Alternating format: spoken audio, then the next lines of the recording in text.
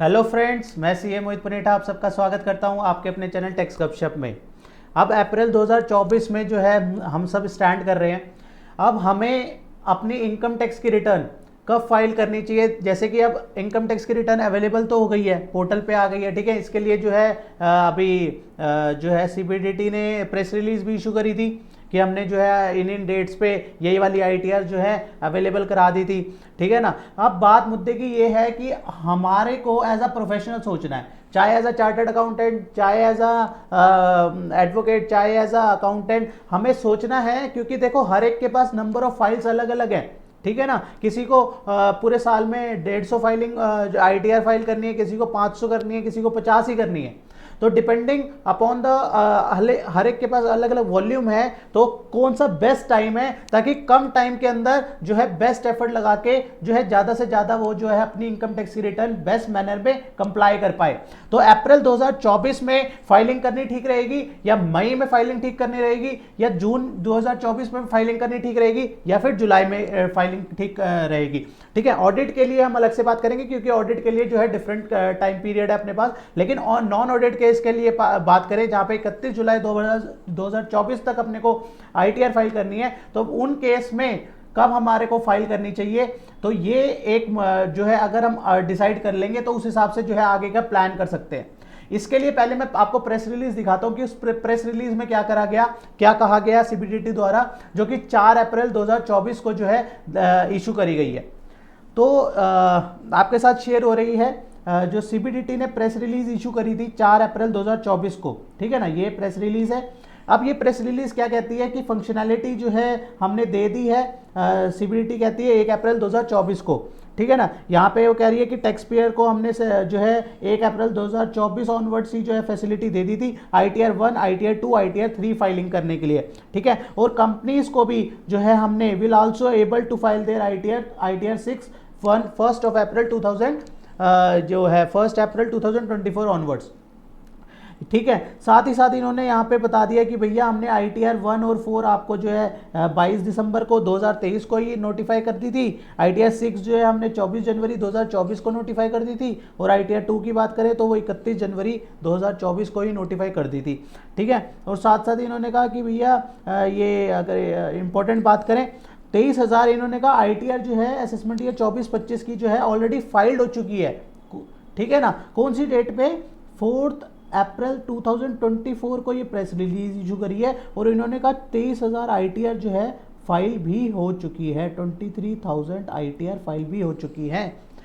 अब बात ये, और ये इन्होंने कहा भी ये first time in the recent history, आज तक में पहली बार ऐसा हुआ है कि पहले दिन में ही जो है उस साल की आईटीआर जो है अवेलेबल है, उस असेसमेंट ईयर के पहले दिन में ही आईटीआर अवेलेबल है।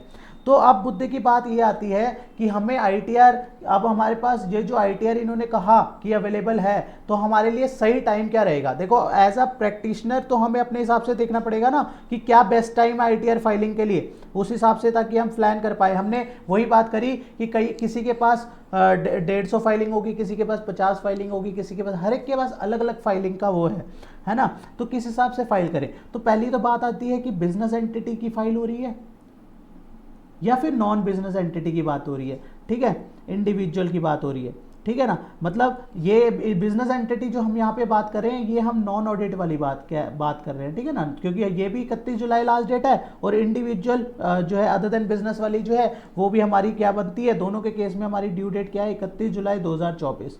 अब हमें तो ये प्लान करना है कि हमें कब फाइलिंग करनी है। अप्रैल में फाइलिंग करनी है, मई में फाइलिंग करनी है, जून में फाइलिंग करनी है, या फिर हमें जुलाई 2024 के अंदर ही फाइलिंग करनी है।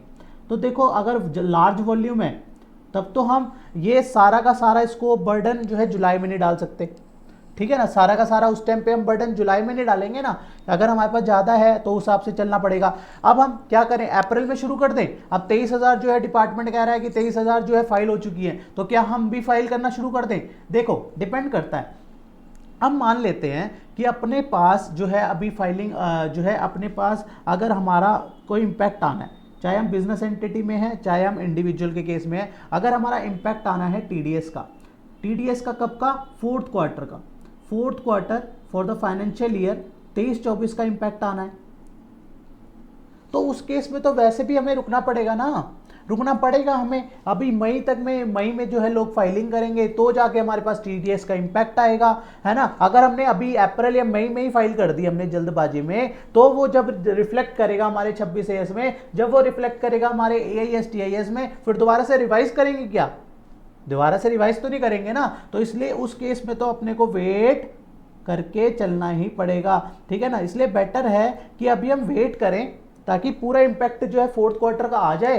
किसी का इंटरेस्ट का आना है, किसी का प्रोफेशनल फी का आना है, किसी का और कोई जो है सेक्शंस में जो है टीडीएस कट रहा है उसका आना है, किसी का सेल परचेज ऑफ प्रॉपर्टी का एआईएस टीआईएस में इंपैक्ट आना है, ठीक है। तो अलग अलग सिनेरियो है, शेयर्स का आना है, तो ये सारे सिनेरियो कहीं ना कहीं इंपैक्ट आता है ना हमारे एआईएस टीआईएस में भी आता है। 26 एएस में अपना टीडीएस का आता है। तो उस केस में अपने पास बेटर है कि हम, अगर हमारे पास ज़्यादा फाइलिंग है तो हम जून मंथ को अपना टारगेटेड मंथ रखें, जून 2024 को अपना टारगेटेड मंथ रखें। ये मंथ अगर हम टारगेटेड रखते हैं तो बेटर है कि हमारे को जो है उस हिसाब से हमारे को अकॉर्डिंगली उसके हिसाब से फाइलिंग होने लगेगी, और जो है हमारी जुलाई में जो है हमारे को एकदम से बर्डन नहीं पड़ेगा, हमारे को एकदम से बर्डन नहीं पड़ेगा। और कोई हो सकता है नई फाइलें भी आनी हो, तो उसके लिए भी तो हमें एक जो है स्पेयर टाइम होना चाहिए ना अपने पास। तो इसलिए अगर ज़्यादा फाइलिंग है तो ऑब्वियसली अपना आपको जून मंथ को जो है टारगेटेड मंथ रखे।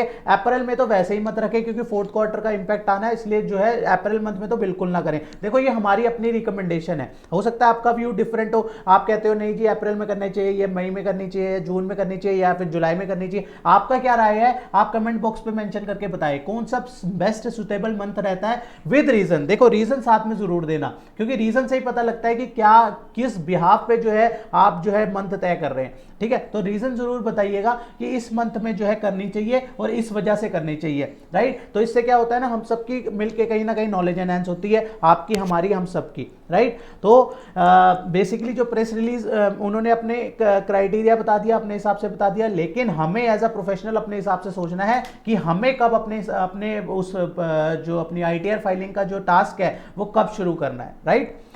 तो इसी के साथ आज की डिस्कशन को क्लोज करते हैं, मिलते हैं नेक्स्ट वीडियो में नेक्स्ट टॉपिक के साथ। टिल देन बाय बाय, जय हिंद, जय भारत।